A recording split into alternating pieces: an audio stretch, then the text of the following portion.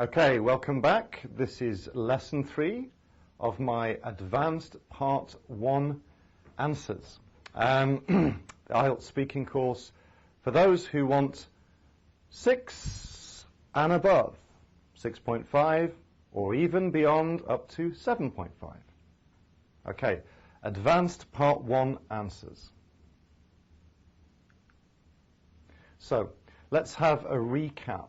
Why bother prepare and train for part 1? You know, you're already quite advanced. You're a 6 or above. So why prepare for part 1 and train yourself for part 1? Okay, so again, part 1 is a perfect way to train yourself to improve your English. It really is. It's also a great warm-up in the test itself. You start with a great impression and you build on that. As your confidence increases, your competence increases. And part 1 really can raise your score. The examiner does pay attention to part 1. It's 33% of the test. It's a third of the test. It is important. So I don't want people to be thinking, oh, well, you know, part 2 and 3 are more difficult. They're the things I should be focusing on. No, this is not true. Part 1 is the foundation for the test. It covers all the tenses, all the grammar points, all the different parts of speech, all the things that Cambridge put in there for the examiner to test you. It's important, and it's a brilliant foundation. So, part 1 lessons. So, you're going to train yourself to give grammatically correct extended answers. Advanced, more sophisticated answers. This does not mean complicated language. It means putting things together like a native. Natural, educated, native speaker lexical chunks, collocations, word groups correctly. This is what brings our score up. So part 1 is a foundation, a preparation, a build-up to part 2 and 3, and an essential part of the test. So follow me in this course and you'll see exactly why and how. So remember, practice, lexical chunks, word groups, discourse markers, idiomatic expressions that native speakers do commonly use, add personality, attitude, and a nuance of feeling. This is what gets you beyond that 6, up to that 7 and beyond. Remember, the language we learn and use, we should use flexibly to answer many different types of questions. Many types of questions can be answered with the language we cover in these lessons, although I'm framing each lesson with a particular question and topic, obviously, but I'm teaching you stuff which can be flexibly used across the test. Right, so this is an example of a typical, more complex part 1 question. Why is this question more complex? More complex. Why? When you were a child, did you often eat food from foreign countries? Listen to the question again. Look at the question. When you were a child, did you often eat food from foreign countries? Why is that question more complex? Seems a simple enough question to me. Why am I calling it a more complex question? Let's look. So, it's a combined complex question. Let's call it that. But what's this? What are these? What are combined complex questions? Well, the topic, at first glance, is not easy to talk about. It has mixed grammatical features in this question that you must use to give a good answer. Those features are about the past. So you're basically being invited to talk about the past in present and past tenses.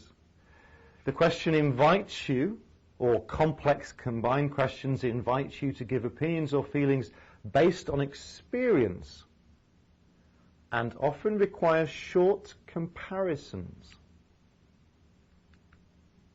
Look at the question again. Combined complex questions like this. When you were a child, did you often eat food from foreign countries? So food is a hard topic to talk about. Actually, it is. The question is asking you about the past. When you were a child, did you? The question's also asking you about habits, frequency in the past. Did you often do something? So we've got the past, we've got food, we've got how often you did something, and you've got additional semi-topic addition of foreign countries. Again, I'll show you how to answer this type of question quite logically. You could answer the question like this, however. Some candidates do. When you were a child, did you often eat food from foreign countries? Yes, I often ate Western food like KFC. No, I never ate food from other countries. These are perfectly correct answers, but they're not very advanced. They're not advanced at all. You're not giving the examiner anything to really go on. You've got to show off a bit more. They invite you to shine, these kind of questions. Do you really want to waste such a chance to shine, to show off some advanced natural language use with a question, answering it like this? Yes, I often ate Western food like KFC. No, I never ate food from other countries. No, this is not a good way to answer a question like this. You use the question to show your great English. Answer in an advanced way. Think about how you might answer. When you were a child, did you often eat food from foreign countries? Okay, let's look at my answer. I'm not sure about in my childhood, but as a teenager, yes, I was lucky enough to have the chance to try many different world cuisines. My city started to become quite international in the mid-1990s, and lots of foreign restaurants opened up and flourished. I ate in them with my classmates a few times a month. In fact, many of these restaurants are still thriving today. Again, of course, you may not have time to give an answer which is quite this long. The examiner will probably interrupt you, but don't worry. Notice where I stress the words in the sentences and where I pause, and how that makes me sound more fluent, although I'm not speaking quickly. I'm not sure about in my childhood, but as a teenager, yes, I was lucky enough to have had the chance to try many different world cuisines. My city started to become quite international in the mid-1990s, and lots of foreign restaurants opened up and flourished. I ate in them with my classmates a few times a month. In fact, many of these restaurants are still thriving today. Okay, quite an advanced answer. Let's look at the first part. I'm not sure about in my childhood, but as a teenager. This is a small but strong technique. You're introducing your answer thoughtfully. You're showing thought. You're being precise. You're being intelligent. You're answering politely. You're also buying a little bit of time. And it's a good intro to a short story. It sounds natural because many people don't really remember going to foreign restaurants as a child. They're more likely, especially in a city in China, you're more likely to have experienced this as a teenager than as a child. Children don't normally go to international restaurants. So you're being thoughtful. You're showing you thought. It's a full-bodied introduction. Let's hear it all. I'm not sure about in my childhood, but as a teenager, yes, I was lucky enough to have had the chance to try many different world cuisines. Listen to me reading it aloud. I'm not sure about in my childhood, but as a teenager, yes, I was lucky enough to have had the chance to try many different world cuisines. To have had the chance. It's quite difficult to say. I was lucky enough to have had the chance to try many different world cuisines. Why is this a versatile and useful sentence? Which words am I stressing? Where am I pausing? Listen again. I'm not sure about in my childhood, but as a teenager, yes, I was lucky enough to have had the chance to try many different world cuisines. Now, why is it versatile? Why is this sentence useful? It's useful because this sentence you can basically memorize as one big lexical group and use it to answer many, many, many different questions in the IELTS test. You can change different world cuisines for anything else. Did you play outdoor sports when you were a child? I'm not sure about in my childhood, but as a teenager, yes, I was lucky enough to have had the chance to try many different outdoor sports. Did you play many different indoor board games as a child? I'm not sure about in my childhood, but as a teenager, yes, I was lucky enough to have had the chance to play lots of different board games with my family at home. So you can, any question about an activity that you did in your childhood can be answered using this structure. So that's why it's versatile, that's why it's flexible. Let's move on. So, the second part, I was lucky enough to have had the chance to. Difficult to say. You can see even I'm having trouble. That's why I have to slow down. I was lucky enough to have had the chance to have had the chance to. Or, I was lucky enough to have the chance to. It's a little easier to say. I was lucky enough to have the chance to. So, if you're finding it difficult to say, have had the chance to, this structure is fine. And it's correct. I was lucky enough to have the chance to learn a musical instrument. I was lucky enough to have the chance to learn a musical instrument. I was lucky enough to have the chance to have been introduced to many interesting places. I was lucky enough to have the chance to take dance lessons as a child. I was lucky enough to have the chance to meet many friends from diverse cultural backgrounds. I was lucky enough to have had the chance to have very supportive parents and family. Again, this sentence, I was lucky enough to have the chance to. Or, if you're more adventurous, I was lucky enough to have had the chance to. Both are correct. Practice this structure. You can use it in lots and lots of different questions. Right, 3, many different world cuisines. When you were a child, did you often eat food from foreign countries? Notice I said I was lucky enough to have had the chance to try many different world cuisines.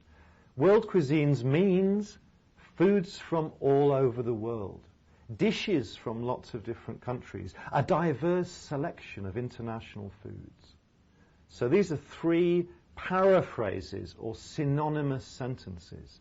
So again, if you're talking even in part 2 about foods and you want to vary your language, you can say many different world cuisines, foods from all over the world, dishes from lots of different countries, a diverse selection of international food.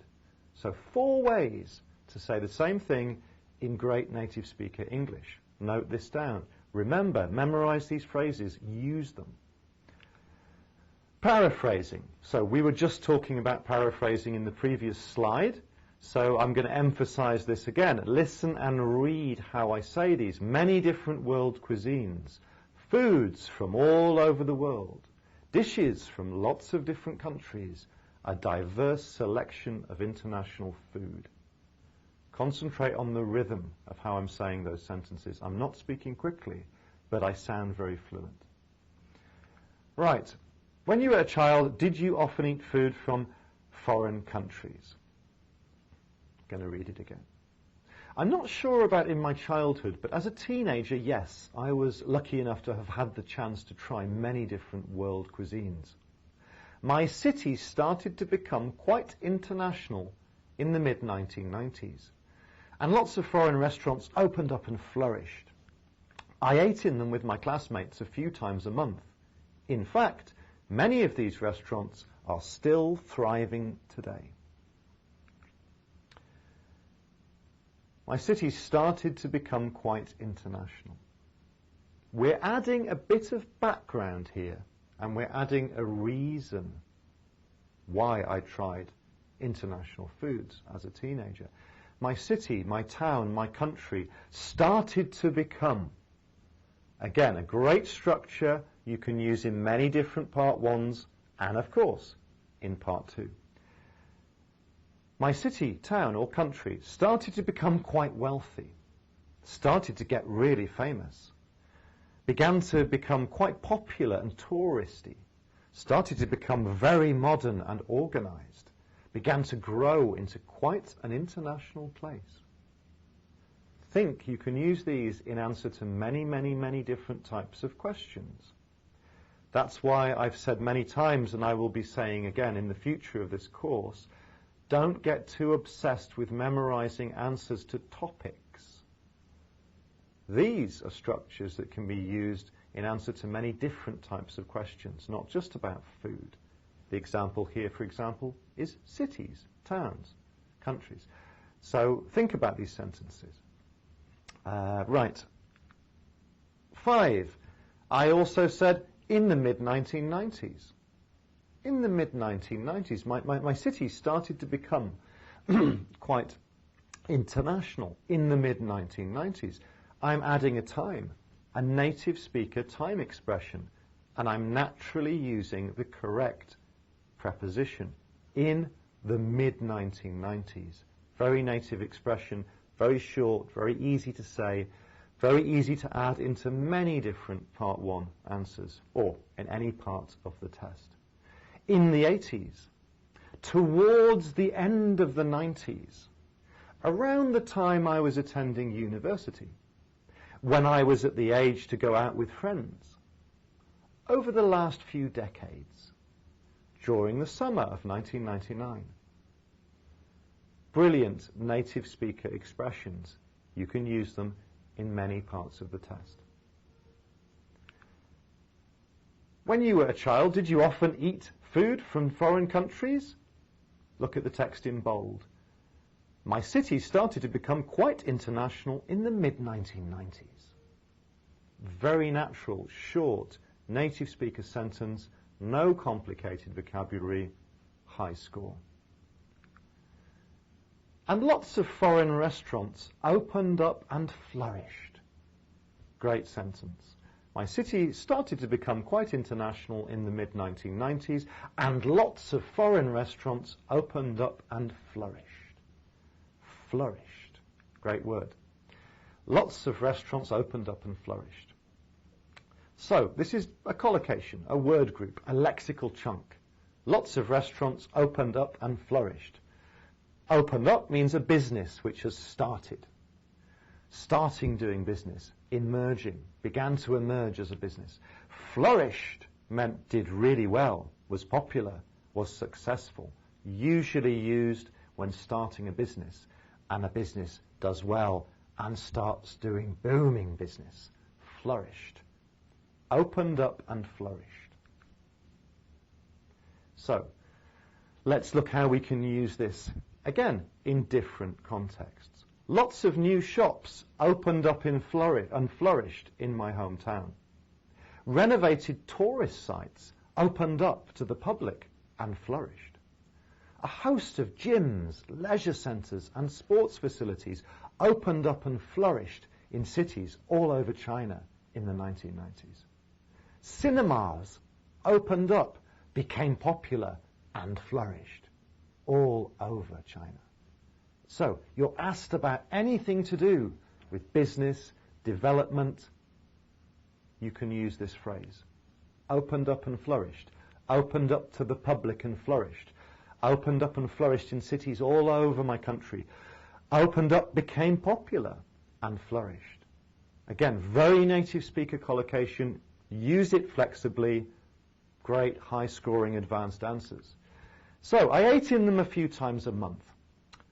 Pronoun agreement with expression of frequency. Grammar is important. Lots of foreign restaurants opened up and flourished. I ate in them with my classmates a few times a month. Get the pronoun right. So many times students lose marks and can't get beyond a 6 because they say, I ate in it. I ate in them, because we've said restaurants, which is plural. So when we reference back, referencing, when we reference back, we use a pronoun which agrees. I ate in them with my classmates a few times a month. We add an expression of frequency. Sounds good. And the examiner did ask you how often. So, in fact, many are still thriving today, rounding off nicely with rich advanced language. This is a very good way to round off my answer, if I get time, and if the examiner doesn't interrupt me. In fact, many of these restaurants are still thriving today. In fact, a very neat, short, native speaker discourse marker. Actually, in fact, are still thriving today means they're still doing really well. Again, we usually use this to talk about businesses like opened up and flourished. So we can talk about restaurants, shops, any kind of business by saying it's still thriving today, because we talked about it in the past. We're concluding, and it's still doing well today. They are still thriving today, these restaurants. My uncle's shop is still thriving today. It's thriving still. Those leisure centres and cinemas in Xi'an, they're still thriving today. They were built in the mid-1990s, but they're still thriving today. So, to thrive, to succeed really well financially, especially when we're talking about a business. Very native speaker, natural way of speaking about a business doing well. Right. Oh, I'm out of breath now. Model answer again. Pay attention when you hear the model answer, when you hear me reading the model answer. Pay attention to my sentence stress, to my pausing and word grouping, to my pronunciation or pronunciation of new and challenging words, and the pronunciation of the end consonants of my words. I want you to listen out for these as well more in future. How I pronounce the final consonants of words is very important to the listener's understanding and to you getting a good pronunciation score. So, when you were a child, did you often eat food from foreign countries? I'm not sure about my childhood, but as a teenager, yes. I was lucky enough to have had the chance to try many different world cuisines. My city started to become quite international in the mid-1990s, and lots of foreign restaurants opened up and flourished. I ate in them with my classmates a few times a month. In fact, many of these restaurants are still thriving today. So, lesson 3, we've covered giving very rich answers. So, compared to the first 2 lessons, I've given you some more, let's say, richer, more juicy lexical groups in this lesson, which I want you to actually start incorporating in all parts of the test. These can fit many different questions. It's very native speaker language, very common specific words that natives use, and they're great words which can be used, as I keep saying, in all parts of the test. So, I won't read the model answer again because I've read it too many times already. But remember this slide, take a note of it, practice it yourself. And note on how you interpret questions now. It's worth noting, I didn't talk about food. This is an interesting point. So the question was, when I was a child, did I eat in foreign restaurants often? Or how often did I eat in foreign restaurants? Did I talk about food? No. Did I talk about restaurants? No. I didn't even mention any types of foreign restaurants. I didn't describe any dishes. I could have done, but I chose to answer the question in a different way. But I did answer the question. So this is important, and this is why I keep saying, Don't obsess about the topic, because I've given a perfect IELTS 9 answer to that question. I've not talked about food, because like I told you, it's difficult to talk about food. I've not mentioned foreign restaurants. I've not described any dishes. I could have done, but I didn't. The point is I've used so much rich language and I directly answered the question. But it's not about the topic. So, tips for food questions, though, if you do want to talk about food, or if you're asked directly about food. But remember, it's really hard to describe food, really. So, if you are asked about food, or you do want to talk about food, keep it simple. Memorize some simple, clear descriptions of types of food or styles of food. Practice incorporating them into your answers. I don't mean memorize massive, massive paragraphs of language. I mean little, short word groups, lexical chunks.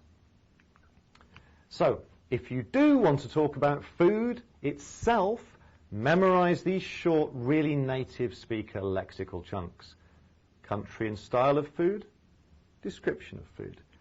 Thai food, Thai cuisine, is exotic, spicy, often featuring lemongrass, coconut, or limes. Listen again. Thai food, Thai cuisine, the food from Thailand, is exotic, spicy, often featuring lemongrass, coconuts, or limes. American food is quite heavy and filling, often featuring meat, potatoes, and sauces. American food, food from the United States of America, is quite heavy and filling, often featuring meat, potatoes, and sauces. Japanese cuisine, Japanese food, food from Japan, is light, delicate, often featuring raw fish, light salads, and tender meats. These are brilliant answers to questions about food if you choose to describe the food, but keep it simple. Notice the patterns are all the same. Thai food is da-da-da-da-da, often featuring 1, 2, 3.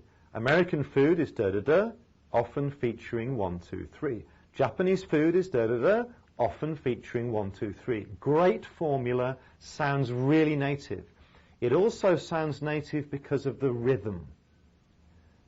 The balance of words in my description make the rhythm sound very native. That's why I'm repeating this and speaking a lot of things out loud to you and repeating them, because I'd like you to try and copy some of my rhythm, some of the balances of my sentences. Right, so examples you can put in your answer. You can adapt these to your own answers. I've tried quite a few dishes from other countries. I enjoy Thai food in particular. It tastes exotic and spicy, often featuring lemongrass, coconut, or limes. I also like Japanese food. It's usually light and delicate, often featuring raw fish, light salads, and tender meats. So see how I've used those examples in full sentences. The rhythm is great, sounds fantastic, a definite high score. Restaurants. So, what do you notice? Well, I didn't talk about or describe restaurants, but you could have talked about restaurants. I could have talked about restaurants. Let's look at some examples. I could have said, as a child, we often went to a Brazilian barbecue restaurant near our home on weekends. My dad used to take us to this wonderful French cafe.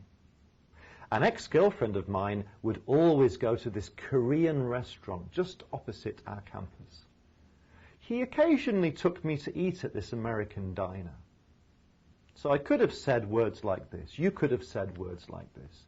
Sorry, sentences like this. You could have said sentences or phrases like this. As a child, we often went to a Brazilian barbecue restaurant near our home on weekends. My dad used to take us to this wonderful French cafe. An ex-girlfriend of mine would always go to this Korean restaurant opposite our campus. He occasionally took me to this American diner. So what do you notice? There's no restaurant vocabulary. It's not about the topic. Where is the restaurant vocabulary here?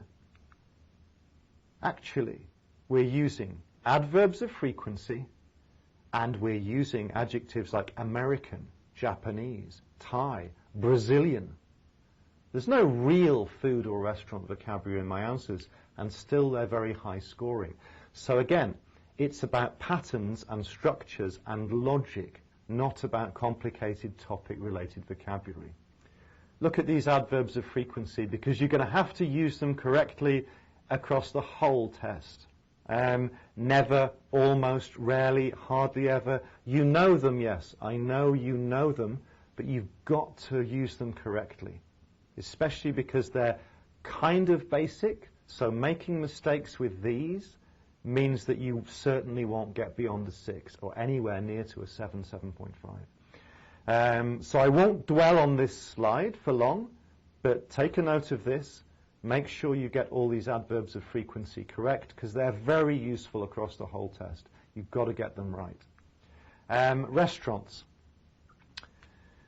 As a child, we often went to Brazilian barbecue restaurant on weekends. So we've got adverbs of frequency plus a time expression. My dad used to take us to this wonderful French cafe. So we've got a usually in the past, used to, something that happened as a habit in the past. An ex-girlfriend of mine would always go to this Korean restaurant, would always go. As you know, would always is the same as used to often or used to always. Would always go to this Korean restaurant. He occasionally took me to eat at this American diner. Get those adverbs of frequency and expressions of time correct, because they're useful for so many different answers. Again, I'm repeating myself here, so take a look at this slide again. I've highlighted and underlined them here. The adverbs of frequency plus the verb. Get the verb correct. Often went to, used to take us to, would always go to, occasionally took me to. So make sure when it's infinitive, you use the infinitive. When it's a past simple, get the tense and form of the verb correct again, or you won't get past that 6, because it will be regarded as a basic error.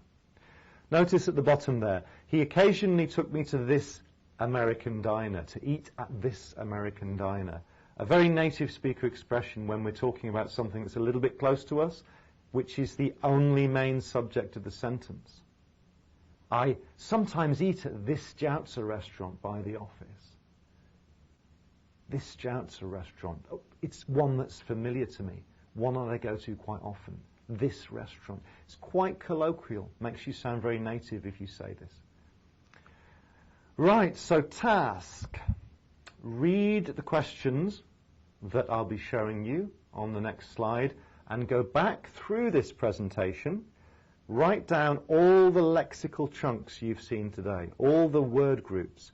Not just the ones that I've pointed out strongly, but other ones you may notice in my model answers or in my speaking. Check them all. Go back over this lesson content. Check them. Take a look at the typical IELTS speaking questions on the next slide. Write answers to all of them. Use what we've covered and what you've seen in this lesson. Speak your answers out loud. Think about which words you're stressing in each phrase you say and where your pausing is going. Where are you placing your short pauses and your very short pauses? Is there any way you can improve your answers? Make sure they are 25 to 30 seconds long maximum. This is part 1, remember, and the examiner will still probably interrupt you. So, do all these things in this order. This is the way to practice, and you'll find that it starts coming a lot more naturally to you. These are the IELTS questions I'd like you to practice with. Write and speak answers to all of the below questions. Several answers to each, pretending you're a different person. Go for it. Lots of examples. How often did you play sports in school? When you were a teenager, did you usually go out to eat or eat at home? What types of restaurants were popular in your city when you were younger? Was it common in your childhood for people to go out to cafes on the weekend with friends? Okay. So, thank you very much. I hope that has been useful to you. There's lots of stuff in this lesson. I've repeated a lot of things as well to emphasize words and structures and pronunciation, rhythm and pausing. Please pay attention to all of that.